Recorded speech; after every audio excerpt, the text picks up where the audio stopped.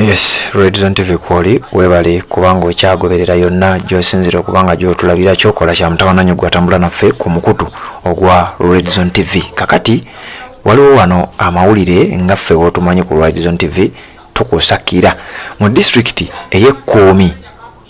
Nga bw'ogiraba ku maapu district y'Ekkuumi ngenda kuwa ebigikwatako ebitonotono. Waliyo okwekalakasa okwabaluseewo olwaleero ziri ennaku z'omwezi 28 abasawo mu district y'Ekkuumi ku ddwaliro erisangibwa Ekkuumi district bagenze ne baggulawo okwekalakaasa olw'ensonga nti bamaze emyezi 3 nga tebasasulwa, era amawulire gagenze okujja nga galaga nti bano babadde bawooninga abakulu ku district abavunaanyizibwa ku nsonga y'okubeera nga babasasula. Kakati abasawo abakola emirimu egy'amaanyi ku district y'Ekkuumi bagamba mbu bakoma okubeera nga basasulwa myezi giringa 3 emabega. Kati babanja omusaala gwabwe, era ngenda kukusomera wano ekiwandiiko okuva ku mawulire oba ku mukutu ogwa website ogumanyiddwa nga Dokolo Post. Bano nga bagamba nti abasawo Kuumi health workers reach breaking point. The health care system in Kuumi district is facing a crisis as district health workers threaten to go on a sit-down strike due to unpaid salaries for the past 3 months. Kyabasawo mu district y'Ekkuumi balabika bakoye okubeera nga bagumiikiriza nti essaawa yonna bagenda kuteekawo embeera. N'omukutu ogwa NTV nagwo ne gugamba health workers in Kuumi district have gone on a strike due to delayed salary payment since April. Nti abasawo mu district y'Ekkuumi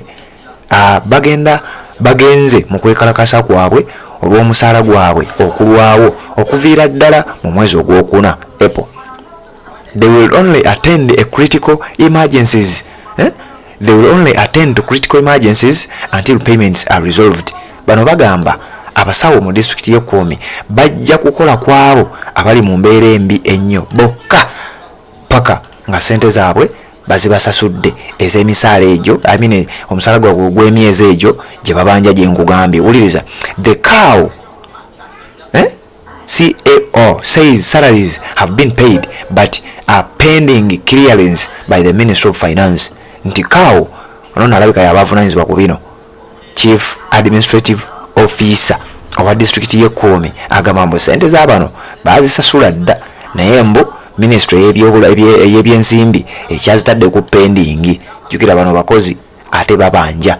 Kakati gwagoberera omukutu ogwa Redzone TV njagala kubanga nkuwa details okusinzira ku mukutu guno gwe nkugambye nga bagamba nti in a letter addressed to the Chief Administrative Officer of Kuumi, the health workers have given the district until today, June 27, 2024 to settle the outstanding payments.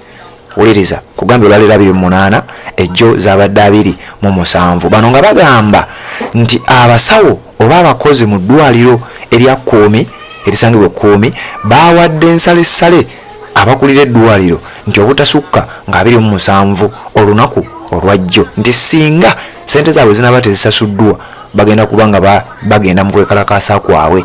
The medics warn that they will commence the strike on June 28th, 2024, if their demands are not met by the close of business today. Okitegedde, abasawo bano nga bagamba mu bbaluwa gye bawandiise nga bagiweereza CAO oba Chief Administrative Officer ow'ekibuga ekya Kuumi.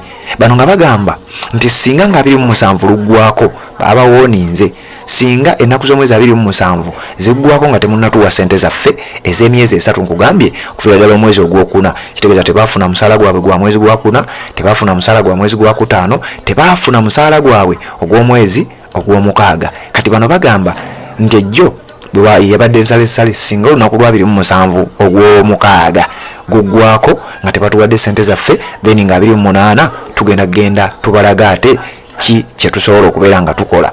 The health care professionals are seeking resolution for their unpaid salaries from April to June. Nga bwe nkugambye nti bano babanja emisaala gyabwe omwezi ogwokuna, ogwokutaano n'ogw'omukaaga tebasasulwa. Wano nga bagamba nti emyezi egyo gyali gya 23 oba ontegedde. The letter signed by the Kumi District Local Government Health Workers has been copied to the LC5, the RDC, the DHO, District Health Officer and Management at Tutur Hospital.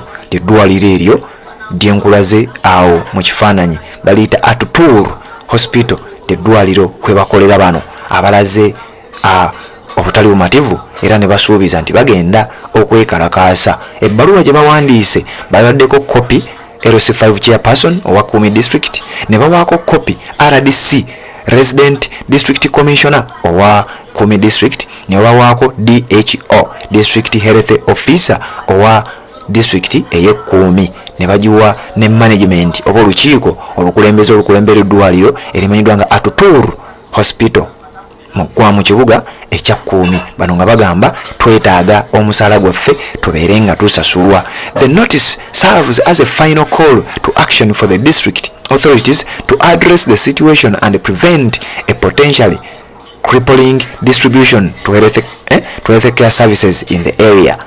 As the district scrambles to resolve the issue, the health workers' ultimatum hangs in the balance. If the situation is not remedied, Kumi District residents may face a critical shortage of health care services, highlighting the urgency of the matter at hand. Ulira abasawo b'omu district ye Kumi jukira bagambye nti singa ensonga zaffe tebazikolako tugenda kweyiwa ku nguudo, tugenda kugenda ku ddwaliro, tugenda ku ofisi ya kaawo, tugenda mu bifo ebyenjawulo tulaga obutali bumativu bwaffe ng'ennaku z'omwezi 28 lwe lunaku olwaleero. Kati bano bagamba nti bagenda kwatendinga ku balwadde abali obubi ennyo bokka. Ne bano banzize musujja gunnuma, bano banzize njagala Panado titugenda batunuulira kubanga tetunnasasulwa, twagala musaala gwaffe ekijja kijje. Abasawo mu district ye Kumi bakombye kwerima, bagamba tugenda kuteekawo embeera paka ng'abaana abantu batusasudde. Ani atamanyi district ye Kumi wa weesangibwa? Kati gwali ku mukuto gwa Red Zone TV, njagala nakyo nkikuwe obeere ng'okitegeera. District eno eye Kumi esangibwa mu bitundu bya Eastern Region.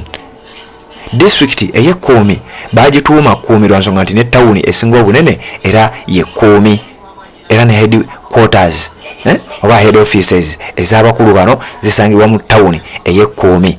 Kumi District eriraanye district gye bayita Katakwi District gwagoberera omukutu ogwa Red Zone TV. Bino bikwatako njagala obeere ng'obimanya tuleme kumanya kyetwogerako kiri luddawa. Kumi District eriraanye Katakwi District mu Mambuka, eriraanye Nakapiripiti, abamanyi Nakapiripiti District eyo nayo erina borders ku Kumi.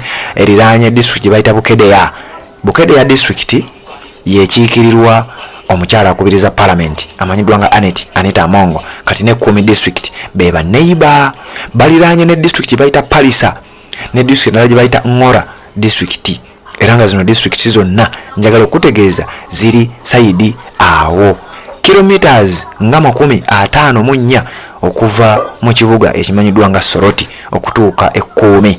Era njagala okutegeeza nti Soroti yemu ku town ezisinga obunene mu kye bayita Teso sub region. District ye Kumi ndowooza gitegedde bulungi nnyo gwagoberera omukutu ogwa Red Zone TV, yemu ku districts ezikyasinze okubeera mu mbeera embi bw'otunuulira oba bw'onoonyereza ku nsonga ezigenda mu maaso mu ggwanga Uganda ojja kukizuula. Kitegeeza Kumi District ebyobulamu singa biyingiramu embeera eyo bajja kubanga ate embeera esajjuse. Jjukira nkugambye nti abamu ku bakulu abakulembera eddwaliro lino bategeeza nti omusaala gwajja dda gwavaayo dda eri waggulu, wabula minisitule y'ebyensimbi sente ezo ezitadde ku pendingi. Gwagoberera omukutu gwa Red Zone TV, ekyo nkakasa nakyo omaze okuba ng'okitegeera. District ye Kumi abasajja bataddewo embeera bagamba tetugenda kubeera nga tukkiriza kubeera nga tukolera mu mbeera ey'obutasasulwa. Updates ezo webale kubanga okyazigoberera, ayagala okubanga ofuna buli kimu nga twakateekayo genda awo wansi olaba ekigambo subscribe kikwateko, kwata kadde ka notification obeere ng'omu ku abo abasooka okumanya singa tuba tutaddeyo ensonga yonna.